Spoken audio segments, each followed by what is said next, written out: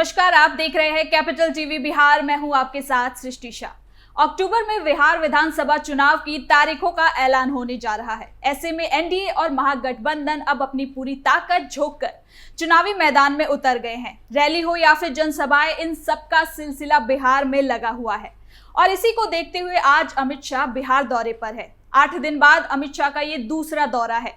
तो वहीं महागठबंधन की बात करें तो महागठबंधन से आरजेडी की ओर से तेजस्वी यादव चुनावी मैदान में उतर चुके हैं। तेजस्वी लगातार जनसंवाद कर रहे हैं, बिहार में बिहार अधिकार यात्रा निकाल रहे हैं ताकि चुनाव में प्रदर्शन को और ज्यादा बेहतर कर सके।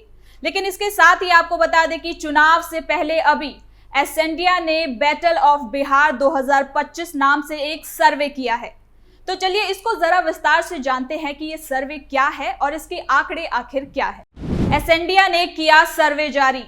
सर्वे में किसने मारी बाजी। बिहार में एक तरफ जहां एनडीए और महागठबंधन अपने अपने गठबंधन को लेकर मजबूत करने में जुटी है, तो वहीं दूसरी तरफ बात करें तो पूरी कोशिश कहीं ना कहीं पार्टियों पर अब भारी पड़ती जा रही है। इस बार चुनाव में प्रशांत किशोर की पार्टी जनसुराज के आने से चुनावी माहौल और ज्यादा रोचक हो गया है।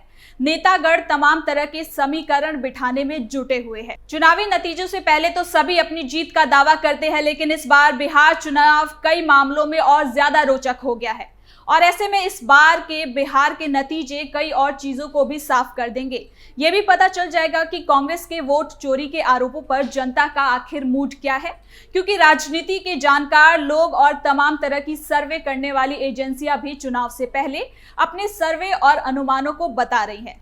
जानकार जहां अपना अनुमान बता रहे हैं तो वही सर्वे करने वाली संस्थाएं अपने आंकड़े बता रही हैं। अभी एसएनडीए ने बैटल ऑफ बिहार 2025 के नाम से एक सर्वे को जारी किया है। सर्वे में हुआ वोटरों का खुलासा और इस सर्वे में एक बात जो सामने आई है वो ये है कि एनडीए और महागठबंधन दोनों के वोटर अलग अलग हैं और उसमें कोई बड़ा बदलाव नहीं दिख रहा। सर्वे की सैंपल साइज की बात करें तो इसमें 18 जिलों और 9 प्रशासनिक इकाइयों से इनपुट लिया गया है। सर्वे रिपोर्ट की माने तो बिहार के दलित या फिर अनुसूचित वर्ग के लोगों का झुकाव एनडीए की तरफ ज्यादा देखा जा रहा है। राज्य में इस वर्ग की संख्या कुल आबादी का लगभग 20% है। ऐसे में इस वर्ग के वोटर चुनाव में बड़ा प्रभाव डाल सकते हैं।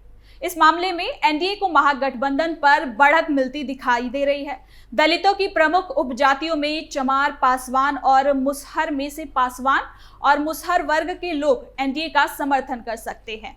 इसके पीछे की बड़ी वजह एलजेपी के मुखिया चिराग पासवान और हम प्रमुख जीतन राम मांझी दोनों एनडीए के सहयोगी हैं, इसलिए ऐसे में इन्हें अपना नेता मानने वाले एनडीए की तरफ जरूर जा सकते हैं। तो वहीं राज्य में चमार और पासवान की संख्या कुल आबादी का लगभग 5% है। महागठबंधन को किसका मिलेगा साथ। बिहार में मुस्लिम समुदाय की आबादी लगभग 17% है। इस समुदाय के लोग महागठबंधन को समर्थन दे सकते हैं। इससे पहले 2020 के चुनाव में मुस्लिम बाहुल्य सीमांचल के काफी लोगों ने असदुद्दीन ओवैसी की पार्टी AIMIM को वोट किया था और इंडिया गठबंधन को इसका कहीं ना कहीं बहुत ज्यादा नुकसान उठाना पड़ा था। सर्वे के अनुसार इस बार मुस्लिम समुदाय सतर्क है और बड़ी संख्या में लोग महागठबंधन को समर्थन दे सकते हैं। लोकसभा चुनाव में मुस्लिम समुदाय ने AIM की जगह महागठबंधन को ही समर्थन दिया था। हालांकि इस समुदाय के लोग राहुल गांधी और तेजस्वी यादव की वोटर अधिकार यात्रा से थोड़े से नाराज बताए जा रहे हैं, क्योंकि उनकी इस यात्रा में किसी बड़े मुस्लिम नेता को जगह नहीं दी गई थी। इसके साथ ही सर्वे के मुताबिक ये भी सामने आ रहा है कि अगर विपक्ष मुस्लिम समुदाय को मनाने में चूक जाता है तो महागठबंधन को सीमांचल में बहुत बड़ा नुकसान उठाना पड़ सकता है। ईबीसी से एनडीए होगा मजबूत। अति पिछड़ा वर्ग ईबीसी की बात करें तो ये राज्य की आबादी का 26% है। बिहार का ये वर्ग एनडीए का समर्थन करता है। इस बार के चुनाव में भी ईबीसी वोटर एनडीए के साथ खड़े हो सकते हैं।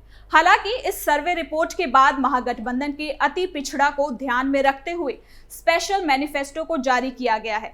अब ये टिकट बंटवारे के बाद साफ होगा कि क्या ईबीसी को उनकी संख्या के अनुपात टिकट मिलते हैं। इसी पर ईबीसी का वोट निर्भर करेगा कि वो एनडीए की तरफ ज्यादा झुकता है या फिर महागठबंधन की ओर। किधर जाएगा बिहार का अन्य पिछड़ा वर्ग। बिहार में अन्य पिछड़ा वर्ग ओबीसी की संख्या लगभग 25% है। इस कैटेगरी में आने वाले यादव वर्ग आरजेडी का जोरदार समर्थन माना जाता है। बात करें ओबीसी के गैर यादव वर्ग की, तो एनडीए के समर्थन माने जाते हैं। ये कोयरी, कुर्मी और कुशवाहा आबादी बिहार में एनडीए का समर्थन ज्यादा करती है। इनकी आबादी 7% है। मुख्यमंत्री नीतीश कुमार कुर्मी समुदाय से आते हैं और उप मुख्यमंत्री सम्राट चौधरी कुशवाहा समुदाय से आते हैं। कुशवाहा समुदाय का वोट खींचने वाले उपेंद्र कुशवाहा भी एनडीए में हैं, लेकिन ऐसे में सर्वे में एक चेतावनी भी दी गई है कि कुशवाहा समुदाय लोकसभा चुनावों की तरह महागठबंधन की तरफ झुक सकता है। तो कुल मिलाकर सर्वे को देखें तो इससे पार्टियां चुनाव में अपने अपने वोटरों पर फोकस कर सकती है और समझ सकती हैं कि कौन सा वोटर किसके साथ जाना पसंद करता है, क्योंकि इस चुनाव में चुनावी घोषणा से पहले ही बहुत सी चीजें सामने आने लगी हैं। फिर चाहे वो सौगातों की बात हो या फिर जनता के साथ सीधी बात, ये सारी चीजें चुनाव से पहले साफ हो जाती हैं। कांग्रेस अपनी बिहार में जमीन बचाने में लगी है, तेजस्वी यात्राओं के माध्यम से अपने वोटरों को लुभाने की कोशिश कर रहे हैं, तो वहीं सत्ताधारी पार्टी एनडीए भी अपने वोटरों का साथ नहीं छोड़ रही। इसी कड़ी में आज अमित शाह बिहार के दौरे पर हैं। पटना और बेतिया में कई महत्वपूर्ण बैठकों में शाह आज शामिल हो रहे हैं। इन बैठकों का खास उद्देश्य आगामी बिहार विधानसभा चुनाव की तैयारियों की समीक्षा करना और पार्टी के आगे की रणनीति को तय करना है। इसके साथ ही आपको बता दें कि पीएम नरेंद्र मोदी ने आज वीडियो कॉन्फ्रेंसिंग के जरिए बिहार के मुख्यमंत्री महिला रोजगार योजना का शुभारंभ किया और 75 लाख महिलाओं के खाते में 10-10 हजार रुपए ट्रांसफर किए। ये सौगात महिलाओं के लिए न केवल खास है, बल्कि सरकार की ये पहल महिला सशक्तिकरण को भी बढ़ावा देता है, क्योंकि बिहार सरकार पहले से ही जीविका दीदी को उनका खुद का रोजगार खोलने के लिए प्रोत्साहित कर रहे हैं। लेकिन ऐसे में पीएम मोदी की ये पहल चुनाव से पहले एक धमाकेदार मास्टर स्ट्रोक की तरह है, जो चुनाव में महागठबंधन को मात देने का काम कर सकती है। जाहिर है महागठबंधन में अभी खटपट की स्थिति जारी है। ऐसे में एनडीए की ओर से एक बार फिर महिलाओं को अपने पाले में कर लिया, जो महागठबंधन के लिए चुनाव में और ज्यादा मुश्किल ला सकती है, क्योंकि ये आधी आबादी का सवाल है और महागठबंधन में अभी आपसी सहमति नहीं बन रही है। तो अब देखना होगा कि एनडीए के इस कदम के बाद विपक्ष कौन सी रणनीति के साथ सामने आता है और क्या वो अपने आपसी मतभेद से निकलकर बिहार चुनाव में बेहतर प्रदर्शन कर पाएंगे। ये देखना बहुत दिलचस्प होगा, लेकिन फिलहाल के लिए इस खबर में इतना ही। देखते रहिए कैपिटल टीवी बिहार।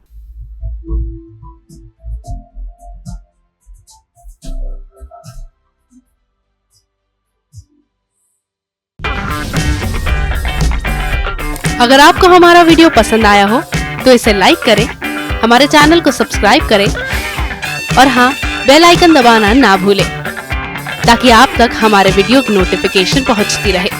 आप अपना सुझाव हमें कमेंट बॉक्स में दे सकते हैं। हमारे साथ जुड़ने के लिए शुक्रिया।